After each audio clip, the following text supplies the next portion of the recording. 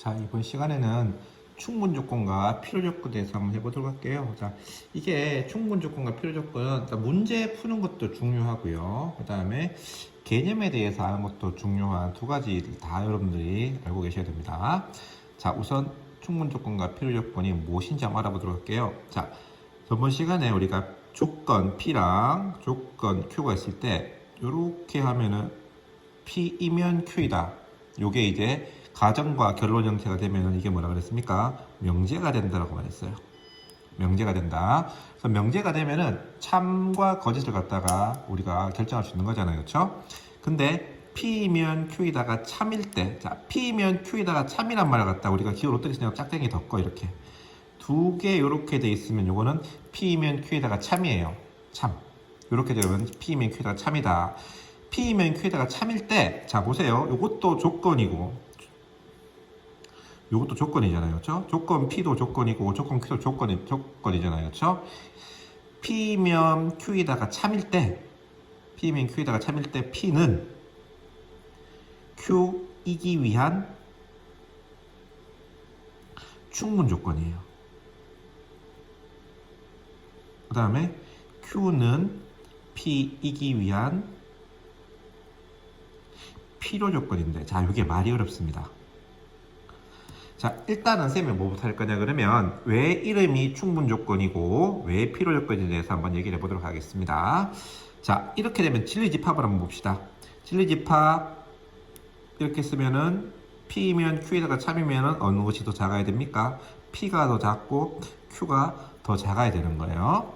자, 그러면은 왜 P는 Q이기 위한 충분 조건이냐 그러면은, 자, 우리가 Q 안에 있는 걸 보이고 싶어요. Q 안에. Q 안에 들어가 있는 걸 보이고 싶은데, 잘 보면 Q 안에 들어가는 걸 보이기 위해서는 Q 안에 들어간다 대신에 무슨 말을 하면 되겠어요? P 안에 들어간다는 말은 충분하죠. 원래는 Q에 들어감을 보여줘야 돼요. Q에 들어감을 보여줘야 되는데 P에 들어가기만 해도 충분하잖아요. P에 있으면 당연하게 Q에 있는 거니까. 그래서 원래는 Q에 들어가 줘야 되는데 P에만 들어가면 충분하기 때문에 P는 Q이기 위한 충분 조건이다. 이렇게 얘기를 하는 겁니다. 이름 붙일 때. 그 다음에 필요 조건은 뭐냐 그러면, 자, Q예요. 그렇죠? Q. 자, 우리가 이런 말을 할 수 없습니다.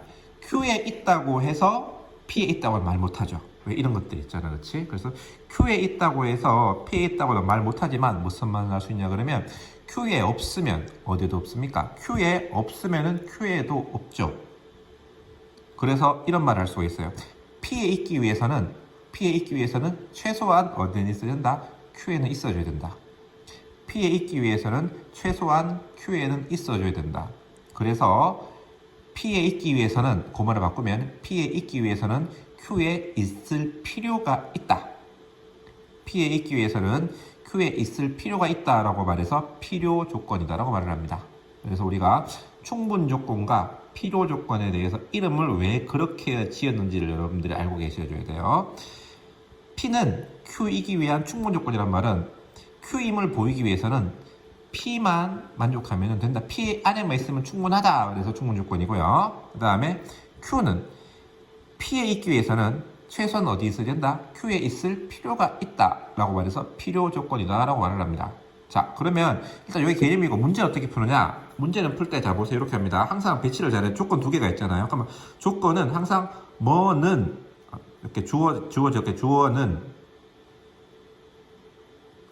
뭐이기 위한 이렇게 배치를 잘 하셔줘야 돼요. 왼쪽에 주어가 와줘야 돼. 있는 이가가 붙은 게 와줘야 돼. 조건 두 개가 있잖아요. 오른쪽 왼쪽 배치를 잘 해줘야 돼. 근데 P는 돼 있으니까요. 있는 이가가 붙어 있는 것을 왼쪽에 두고 뭐이기 위한 붙어 있는 것을 오른쪽에 둡니다. 그래서 이거이면 이거이다가 참이다.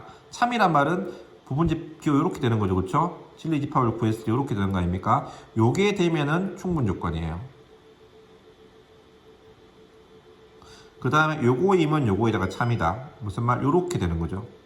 진리집합을 했을 때, 그쵸? 요렇게 될 때 갖다가 필요 조건이라 말을 해요. 그리고 둘 다 될 때는 뭐라고 하냐면 필요 충분 조건이라 말을 합니다.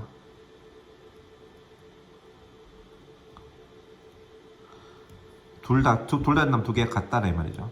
그래서 필요 충분 조건이란 말은 두 개가 같은 말이라, 이 말, 같은 말. 같은 말. 그래서 필요 조건, 충분 조건인데요. 자, 예를 한번 들어보겠습니다. 자, P를 갖다가 X는 2의 배수, Q를 갖다가 X는 4의 배수. 이렇게 되십시다. 그러면 P는 Q이기 위한 무슨 조건이냐 이렇게 문제를 물어봅니다. 그럼 항상 P는이니까 P가 앞으로 와요. X는 2의 배수, 그 다음에 Q는 X는 4의 배수. 자, 이렇게 했을 때 어느 것이 성립한 걸 보면 되는데, 자, 보세요. 진리입합을 합니다. 2의 배수니까 2, 4, 8 이렇게 가는 거고, 4의 배수가 얼마예요? 4, 8, 12 이렇게 가는 거잖아요. 그렇죠? 그러면 집합의 포함관계가 어떻게 되는 거예요? 이렇게 되죠. 이렇게 되니까 얘는 성립하고 얘는 성립 안 하는 게 되는 겁니다. 맞습니까? 따라서 2의 배수는 4의 배수에 의한 무슨 조건이 된다? 필요 조건이 된다. 만약에 이렇게 성립한다면은 2의 배수는 4의 배수에 의한 충분 조건이 된다. 이렇게 해야 되겠습니다. 이해되죠? 그러니까 내가 아까 했던 말에 맞아 떨어지는 거예요. 무슨 말이다? 2의 배수는 4의 배수에 의한 필요 조건이니까 4의 배수가 되기 위해서는 최소한 2의 배수는 돼줘야 되는 거죠. 그 2의 배수가 아니면 4의 배수가 아닌 거예요. 물론 2의 배수라고 그래서 4의 배수는 될 수는 없겠지만 됐습니까? 이렇게 여러분들이 생각하시면 좋을 것 같습니다.